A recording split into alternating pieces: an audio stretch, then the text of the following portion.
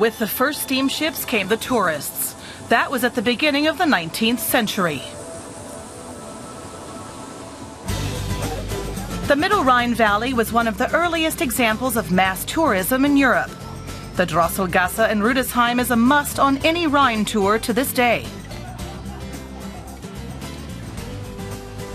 Whole fleets of excursion boats are at the ready.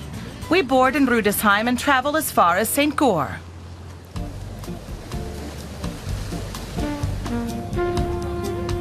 We pass many medieval castles. There are supposed to be 40 of them. They and the landscape are the main attraction of the Middle Rhine Valley.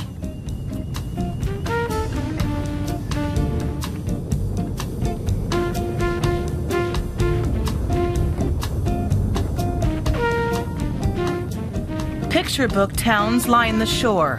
At their feet is the Rhine, at their back the vineyards. We set course for the city of Bacharach.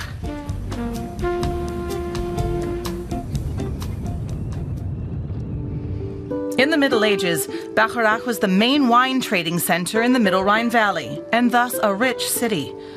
The houses in the center of town are more than 500 years old, making Bacharach a lovely goal for an outing. In those days, traders along the river had to pay tolls to the owners of the Rhine castles, who grew rich on the fees.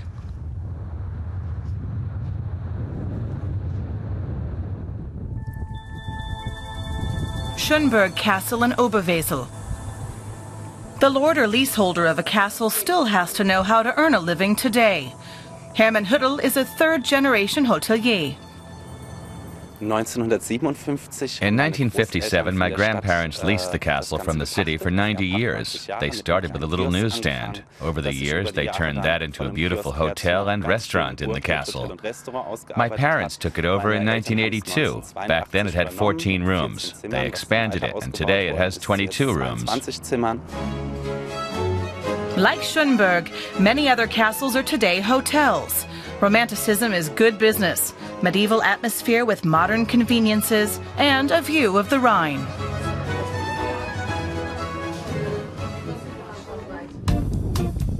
We are approaching the narrowest part of the river, the famous Lorelei Rock at St. Gorshausen. Vortexes and hidden shelves once caused many shipwrecks here. The Lorelei Rock towers 132 meters above the river. Today, tourists enjoy the view of the tamed river. In the 19th century, artists were fascinated by the Rhine's landscapes. They earned fame as the Rhine Romantics and made the Middle Rhine Valley famous too. In St. Goar, we meet the Pater Armin Thomas and ask him what made the Rhine so attractive for the Romantics.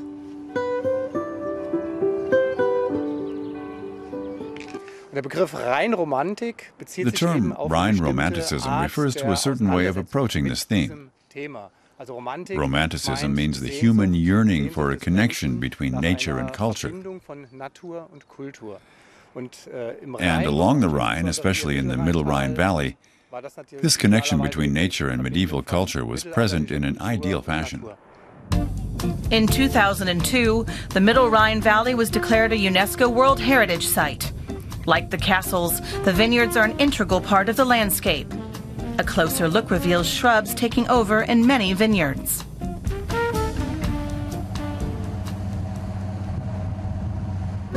The young vintners Thomas and Martin Phillips want to do something about that. For years, they have been reclaiming steep slopes near St. Goar that lay fallow.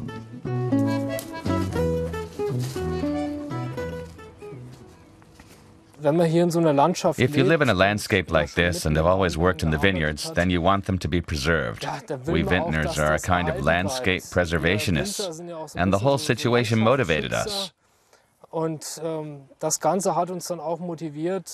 In St. Goar, we have these fantastic terroirs, or locations, with strong, highly mineralized Riesling grapes. This made us want to recultivate these surfaces, to replant them.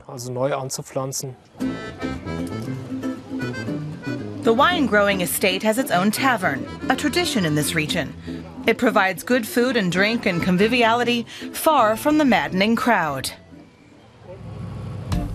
Our ship turns around. Now the order is full steam ahead, back to Rüdesheim against the current. And the landscape passes by once again from the other direction.